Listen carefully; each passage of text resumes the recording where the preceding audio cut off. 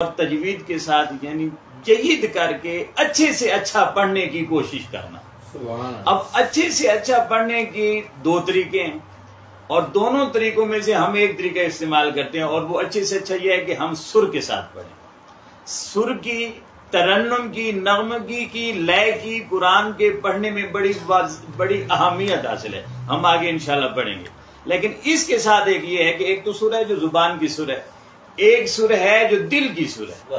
یعنی جو کلام آپ پڑھ رہے ہیں، جس کا کلام پڑھ رہے ہیں، اسے اس طرح پڑھیں کہ آپ اس سے باتیں کر رہے ہیں اور وہ آپ سے باتیں کر رہے ہیں۔ یعنی قرآن اس طرح سمجھیں کہ لفظ اور حرف بلکہ ہر حرکت اور ہر سکون آپ کو تسکین دے۔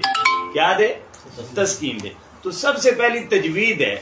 تجوید میں لفظ کو اور حرف کو کیسے ادا کرنا ہے یہ بھی ہے، اور دوسرا یہ ہے کہ آپ کی اپنی جو اندر کی کیفیت ہے وہ اس وقت کیسی ہونی چاہیے۔ زبان کی ادائیگی ایک الگ چیز ہے اور اندر کی کیفیت ایک الگ چیز ہے۔ زبان سے ہو بھی سکتا ہے، جس طرح اقبال نے کہا تھا، زبان سے کہہ بھی دیا لا الہ تو کیا، صرف دل و نگاہ مسلمان نہیں تو کچھ بھی نہیں۔ یعنی جو ایک تجوید ہے جو زبان سے، کہ کس حرف کو یہاں میں حلق سے، زبان سے، دانتوں سے، کہاں سے کس طرح نکالنا ہے کس حرف کو، ایک وہ ہے۔ اور دوسرا یہ ہے کہ جب وہ حرف زبان سے نکلے اس سے پہلے وہ دل پر کتنا اثر کر رہا ہے۔